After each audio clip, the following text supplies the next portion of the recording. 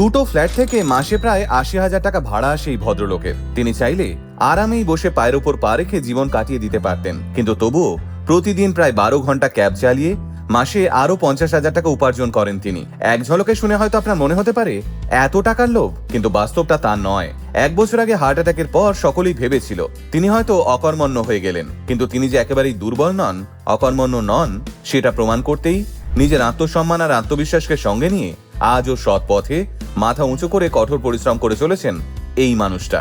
সম্প্রতি ইনস্টাগ্রামে আস্থা শেঠ নামের এক তরুণীর প্রোফাইল থেকে এই উবার চালক ভদ্রলোকের ভিডিও সোশ্যাল মিডিয়ায় ভাইরাল হয়। ভিডিও সূত্রে পাওয়া ওই ভদ্রলোকের নাম এক প্রকার ইচ্ছে করেই গোপন রাখলাম, কিন্তু তাঁর জীবনের গল্প শুনে ইতোমধ্যেই নেটিজেনরা তার সাহসের প্রশংসায় পঞ্চমুখ। কিন্তু ঠিক কি কারণে হার্ট অ্যাটাকের পর জীবনের এত বড় সিদ্ধান্ত নিয়েছিলেন এই ব্যক্তি, আসুন আমাদের আজকের ভিডিওতে সেই সবটা শুনে নিই। লক্ষ্য করে দেখবেন, প্রতিটা মানুষের জীবনেই একটা ধাক্কা থাকে, যে ধাক্কার পর সেই মানুষটার আবারও নতুন করে জন্ম হয়।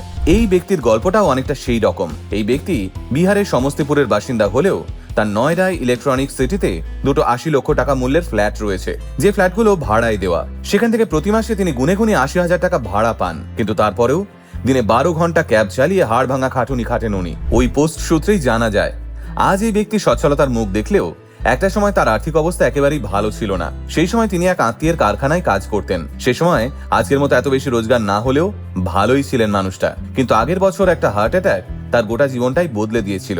হার্ট অ্যাটাকের পর তার ওই আত্মীয় স্পষ্ট জানিয়ে দেয়, তোমার এখন আগের মতো কাজ করার শক্তি নেই, তাই তুমি নিজের পাওনা নিয়ে এবার এসো। সেদিন এই ভদ্রলোক বহুবার তার আত্মীয়কে বোঝাতে চেয়েছিলেন যে তিনি সুস্থ আছেন, কাজ করতে পারবেন, কিন্তু তাদের ব্যবহার এই উবার চালককে অকর্মণ্য ভাবতে বাধ্য করেছিল।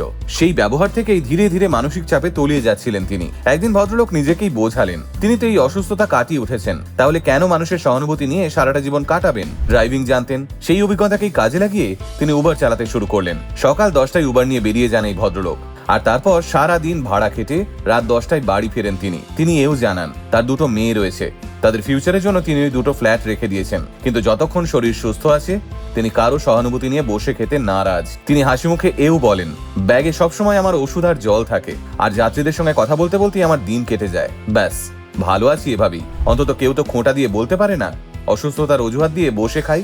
আসলে কি জানেন, টাকা মানুষকে সচ্ছলতা এনে দিলেও পরিশ্রম মানুষকে সম্মান এনে দেয়। তাই এই মানুষটার গল্প আরো একবার আমাদের চোখে আঙুল দিয়ে দেখিয়ে দেয়, আত্মসম্মানের থেকে বড় কোনো সম্পত্তি এই পৃথিবীতে নেই।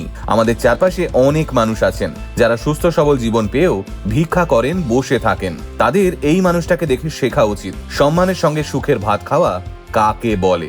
আপনারা কি বলেন? কমেন্টে জানাতে ভুলবেন না কিন্তু।